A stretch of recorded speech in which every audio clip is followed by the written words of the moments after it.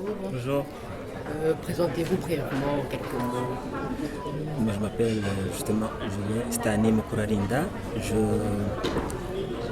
suis, j'habite ici en Belgique, à Mons. Je suis marié, j'ai deux enfants, 7 ans et 4 ans et demi. Comme j'ai pu en parler justement,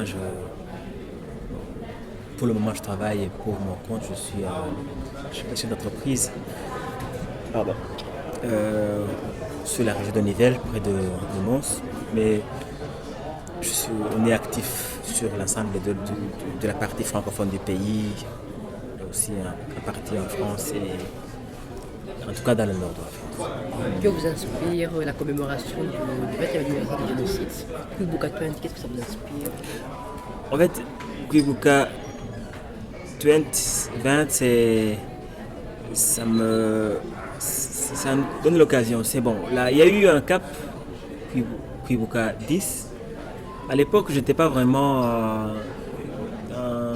la disposition de me poser, de regarder, parce que j'étais encore en plein une guerre perpétuelle justement pour, Chercher encore. pour en chercher encore.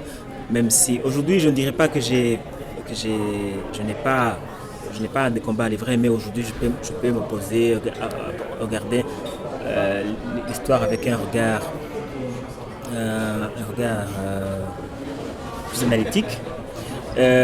Moi, Kwibuka 20, ça me fait penser que ça paraît long, 20 ans, alors que c'est comme si c'était hier pour moi. Pour moi, c'était comme si c'était hier. Je me vois jeune à 17 ans, commencer à essayer de récolter le morceau de la vie après l'anéantissement total. Mais aujourd'hui, quand on dit 20 ans, ça paraît long, mais pour moi, c'était comme si c'était hier. En fait, je vois l'époque comme si c'était hier, ce que je revivais, quoi. Alors, par rapport à votre parcours professionnel, avez-vous des conseils à donner à des jeunes qui se lancent dans la carrière d'indépendant, dans la carrière freelance? Des conseils à donner aux jeunes? Comme j'ai pu le dire tout à l'heure, c'est la première des choses, c'est surtout de croire en leur potentiel. Nous avons tellement de potentiel que nous ne mettons pas au jour. Et chacun dans son domaine, si on veut être comme indépendant, de toute façon, il y a deux choses. Il faut voir le marché. Si on est dans un marché porteur, où il y a du potentiel, là, c'est le facteur extrinsèque.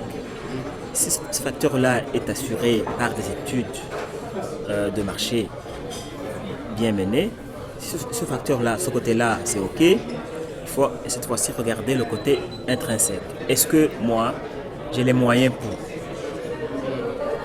pour y arriver? Si on n'a pas les moyens, il faut se donner les moyens. Par des formations, par l'aide quelconque, l'accompagnement. Mais quand je parle des moyens, il y a des moyens humains, le capital humain, les moyens financiers, si le business nécessite du capital financier, parce que tous les business, d'ailleurs moi ce que je conseille, le business au niveau des services, moi le business, quand je suis dans le business, il ne m'a pas fallu énormément de sous, parce que ce n'est pas un business où je dois mobiliser des moyens financiers importants. Les moyens devaient provenir de moi, de ma personne. Comment je suis organisé, comment je suis. Parce qu'il ne suffit pas de maîtriser son business, il faut aussi maîtriser comment optimiser la gestion des clients, optimiser la gestion du business au quotidien, c'est-à-dire raccourcir les cycles de vente, par exemple, si c'est quelque chose, ou d'exécution des travaux, des contrats. Tout ça, on se donne vraiment les moyens pour optimiser que de son côté, si de son côté tout va bien et que la conjoncture économique permet que dans le marché, dans le secteur dans lequel on évolue, le marché est là à prendre, il n'y a pas de raison que ça ne marche pas.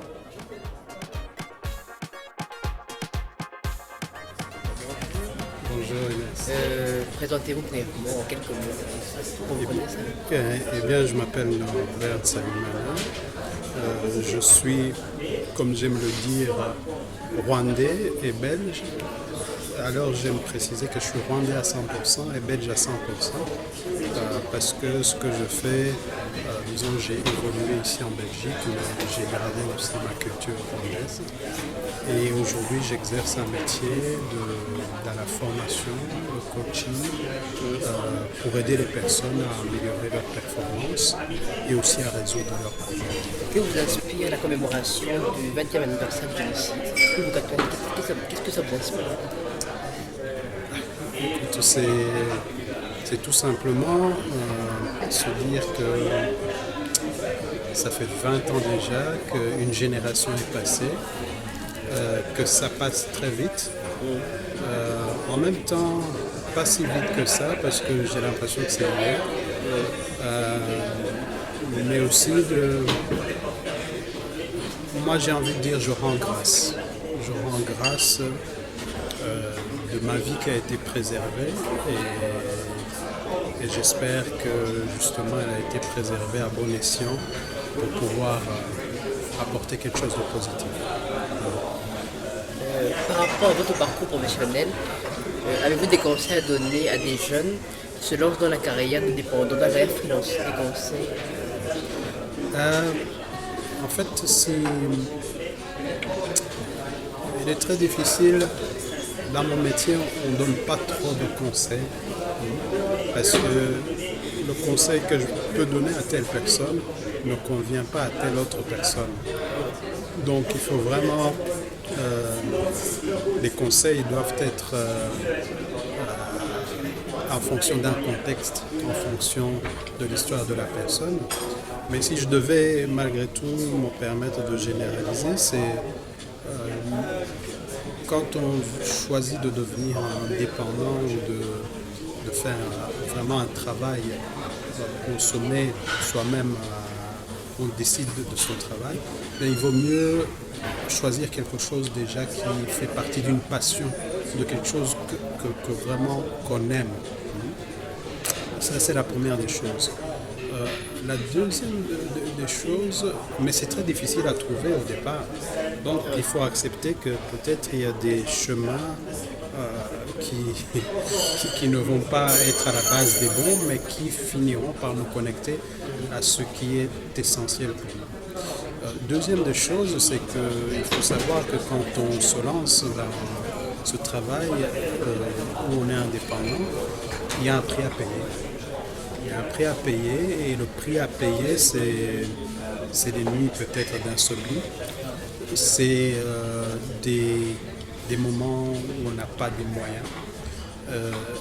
Voilà, donc ça c'est quelque chose d'important à savoir. Les portes ne s'ouvrent pas nécessairement comme ça. Mais par contre, on peut avoir une démarche fluide et apprendre à dépasser ce genre d'obstacles. Troisième, peut-être que je pourrais dire les choses, c'est que grâce à ce genre de travail, on est indépendant, on est confronté directement à nos faiblesses, à nos limites, et donc c'est vraiment un très grand apprentissage sur soi. On apprend vraiment par rapport aux défis, il faut croire qu'on va s'en sortir. Rien n'est jamais gagné, tout se renouvelle. Donc voilà, trois choses pour moi. Quelque chose qu'on aime, qu'on ne découvre pas nécessairement dès le début. Ça peut être un essai-erreur. Deuxième des choses, il y a un prix à payer. Il y a un prix à payer, c'est pas, les choses ne tombent pas nécessairement.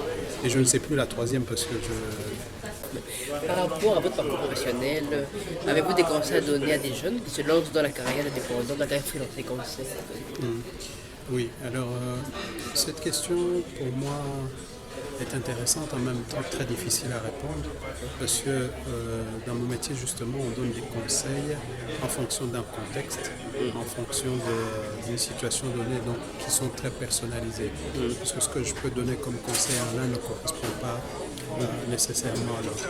Mais si je devais prendre vraiment une généralité, pour souvent réussir dans quelque chose, il faut une dose de motivation. Et un des premiers éléments, pour moi, l'élément où on ne fait pas trop d'efforts, c'est quelque chose qu'on aime. Mais on ne le découvre pas de la première minute. Parfois, c'est par des essais. La deuxième des choses qu'on doit savoir en tant que jeune, c'est qu'il y a un prix à payer. Et là, les choses ne tombent pas du ciel. Même si on peut avoir une démarche fluide, on va souvent avoir des défis. Et justement, les choses ne tombent pas nécessairement comme on les attendait.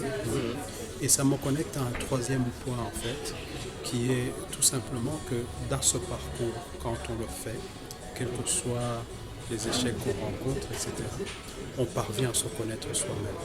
Et je crois que ce qu'il y a d'important au niveau de l'indépendance, justement, c'est vraiment se connaître soi-même, découvrir ses forces, ses faiblesses et pouvoir tout simplement les compenser.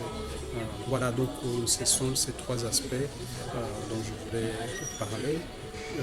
D'une part, un travail qu'on aime, qu'on ne découvre pas du jour au lendemain. Il y a un prix à payer, les choses ne tombent pas. Parfois, on va se confronter au mur, etc.